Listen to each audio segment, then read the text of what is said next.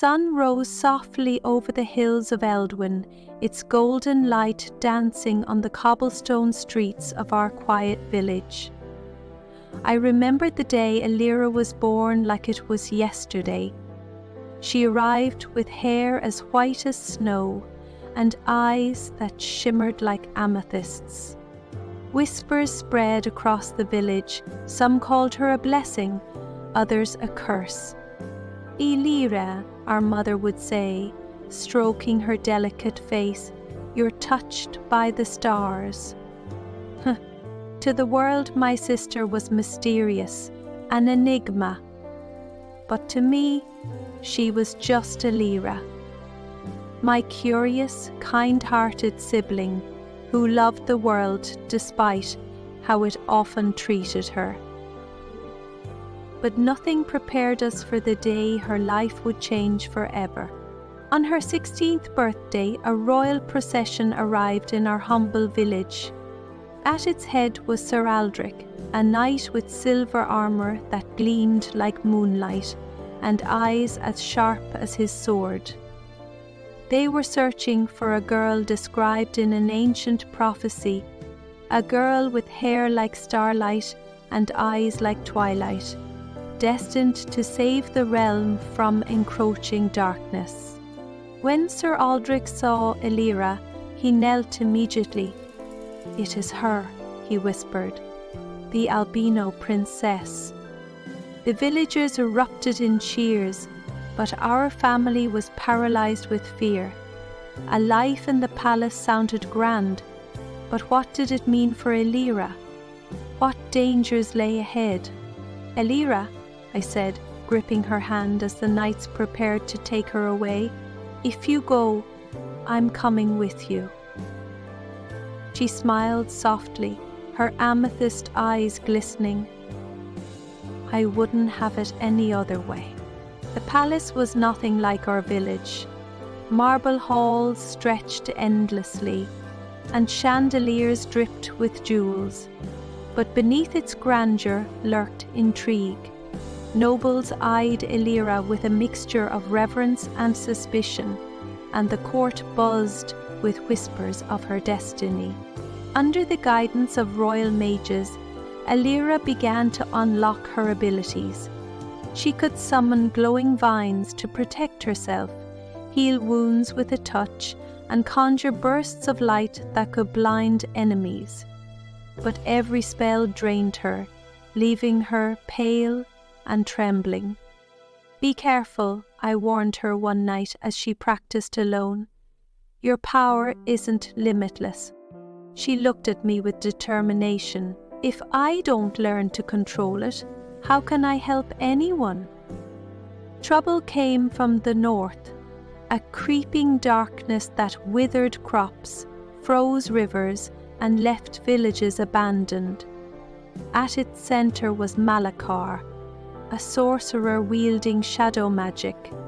His army of wraiths swept across the land, consuming everything in their path. The council declared war, and Elira was called to the front lines. She protested at first, but when she saw the suffering Malachar's forces had caused, her resolve hardened. Malachar knew the potential to create massive infections. If he didn't act to control the situation, people would die. "I won't hide," she said, her voice firm.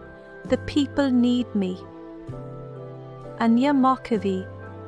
Despite my protests, she led the march to the Vale of Eldwin, where the final battle was to take place. The Vale of Eldwin was a place of raw, untamed magic. The ground pulsed with energy, and the air was thick with the hum of ancient power. As Malachar's army clashed with the king's forces, Elira stood at the center of the battlefield, her presence a beacon of hope.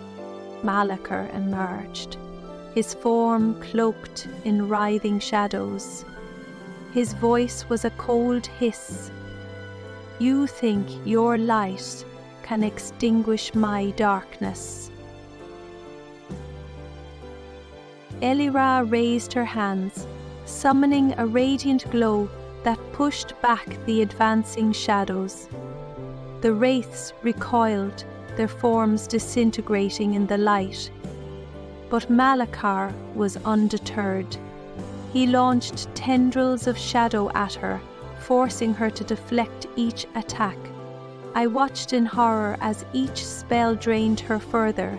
She stumbled, her silver hair damp with sweat, but she refused to falter. "Enough!" Malachar roared, unleashing a massive wave of darkness. It surged towards Elira, unstoppable. Without thinking, I sprinted to her side, raising my sword, a gift from the royal mages. As the darkness closed in, the blade began to glow, resonating with Elira's light. "Elira!" I shouted. "Together!" She nodded, and our powers combined in a burst of brilliance. The light tore through Malachar's attack, slicing the shadows apart. Screaming in fury, Malachar lunged at us, his form flickering. Elira summoned one final surge of power, wrapping her light around my sword. "Kaelin, strike now." With all my strength, I drove the blade into Malachar's chest. A deafening roar echoed across the battlefield as his form shattered into fragments of shadow, dissipating into the wind. The battle was won, but Elira collapsed into my arms, her body frail and cold. The mages rushed to her side, their faces grim. "She's alive," one said, "but her power is gone. She's given everything." When Elira woke days later, she smiled weakly. "We did it, didn't we?" I nodded, tears streaming down my face. "You did it, Elira. You saved us all." Elira was crowned the Albino Princess of Eldwyn, her title now a symbol of hope and unity. Though her powers had faded, her wisdom and compassion shone brighter than ever. She ruled not with magic, but with kindness, earning the love of her people. As for me, I remained by her side, her loyal protector and confidant. Together, we rebuilt what had been lost, ensuring that the light Elira brought to the world would never fade. In the end, her story became legend, a tale of a girl who defied the odds, a kingdom saved by courage and love, and a bond between siblings that no darkness could break.